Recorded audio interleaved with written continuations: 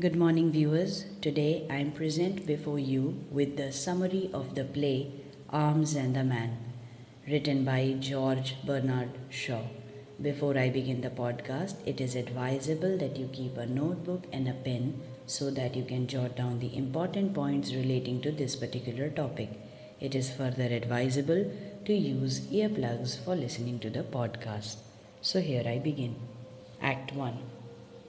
The play begins on a night late in November 1885 in a small town in Bulgaria during a war between Bulgaria and Serbia.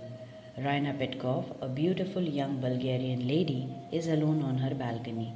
Her mother, Catherine Petkov, enters her room and informs her that Major Sergei Sernov, to whom Raina is engaged, has led his cavalry in an important victory over the Serbs. Lauka, a young and defiant maidservant, comes in to warn Raina that the defeated Serbian soldiers are fleeing towards their town, pursued by Bulgarian soldiers, and that she must close her shutters as there may be shooting on the streets. Raina retires to bed when left alone. A fugitive soldier from the Serbian army climbs up her balcony, opens the shutters, and enters her room. He warns Raina to keep quiet or he will shoot. He is desperate as he will be killed if he is caught by his Bulgarian pursuers. Hearing from voices outside that the Bulgarians are going to force their way into Raina's room to search it, he puts down his pistol and admits defeat. Raina is filled with pity and impetuously hides him when her room is searched. Lauka sees the fugitive's gun but says nothing. When everyone leaves the room and Raina and the enemy soldier are alone again, the latter identifies himself as a Swiss mercenary. He is an experienced soldier and is skeptical of idealistic attitudes to war and heroism. He carries chocolates instead of extra bullets to battle. When Raina contemptuously offers him some chocolates, the Swiss, being famished, gobbles them up. He tells Raina that Sergius's cavalry charge was foolish and suicidal. It was only because the Serbian artillerymen were given the wrong ammunition that Sergius and his men were not slaughtered. Raina is indignant to hear him talk about her fiancé in such a manner and asks him to leave. The exhausted soldier is despondent at the thought of leaving his place of refuge. Raina is overcome by pity for him once again. She tells her mother about him and they allow him to hide and rest in their house. Act 2. The next act takes place one morning in March 1886 in the garden of the Petkov house. The war is now over. Nikola, a middle-aged servant, warns Lauka to be careful of her manners. They are engaged, but he cannot marry her if Lauka openly disrespects their masters. He wishes to stay in their good graces so that he can eventually open a shop of his own with their patronage. Major Paul Petkov returns home from the war. He and his wife Catherine banter about the war and about how refined people ought to behave. Sergius visits the Petkovs. He threatens to resign from the army as his commanding officers do not appreciate his heroic charge and will not promote him. Raina enters the scene. Major Petkov and Sergius tell the ladies about a Swiss soldier who escaped after the cavalry charge with the help of a young Bulgarian girl and her mother.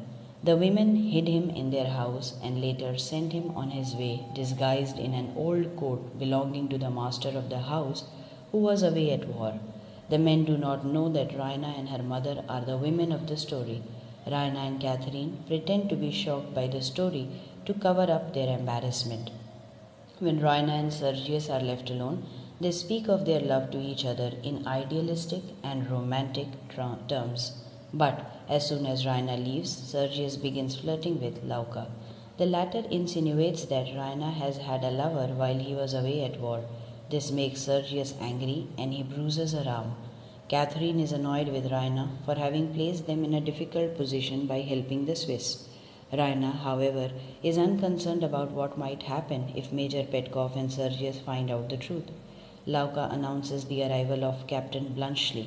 Catherine is alarmed when she realizes that it is the fugitive Swiss soldier who has come to return the coat he was sent away in. She tries hurriedly to get rid of him before her husband or Sergius sees him. However, the men welcome him as an acquaintance and even invite him to stay as they need his professional advice on certain military matters. Raina lets out an exclamation of recognition when she sees Bluntschli, but she covers it up and they pretend to know not each other. Act 3. The final act takes place the same afternoon in the Petkov's library. Bluntschli is at work planning the movement of Bulgarian troops and writing orders on behalf of Major Petkov and Sergius. Petkov complains that his favorite old coat is missing, but Nikola now produces the coat which Bluntschli has returned, much to the Major's surprise. When Bluntschli and Raina are left alone, they discuss his escape. Bluntschli tells her frankly that her idealistic posturing does not impress him. She is outraged at first, but soon admits that it is indeed pretense. She tells him that she had slipped a photograph of herself with an inscription into her father's coat as a souvenir for him. Bluntschli did not see it, and it may still be there. He now receives telegrams saying that his father has died and he must return home. Nikola realizes that Lauka may be able to marry Sergius. He decides to help her do so if she will patronize the shop he plans to open. Sergius flirts with Lauka again and she tells him that Raina is in love with Bluntschli. Sergius is angered and promises to marry Lauka if he ever touches her again. Sergius challenges Bluntschli to have a duel. Raina realizes that Lauka must have told Sergius about Bluntschli. Raina and Sergius argue, accusing each other of betrayal. When Major Petkov returns, Raina furtively takes her photograph out of his coat. But Petkov had already seen the photograph and now becomes suspicious upon finding it gone. He demands to know the truth and finds out that it was in his own house that Bluntschli had hidden. Raina tells Petkov that Sergius is in love with Lauka, while Nikola denies his engagement with Lauka. Sergius apologizes to Lauka for having insulted her and by kissing her hand becomes, according to his promise, engaged to her. When Bluntschli is told that Raina is a woman of 23 and not a teenage girl, as he had supposed, he immediately asks for her hand. Her parents object as he is neither rich nor does he belong to the nobility. Bluntschli then lists his inheritance, which awes them. Raina too accepts Bluntschli's proposal. Bluntschli leaves for Switzerland to take care of business, promising to return soon.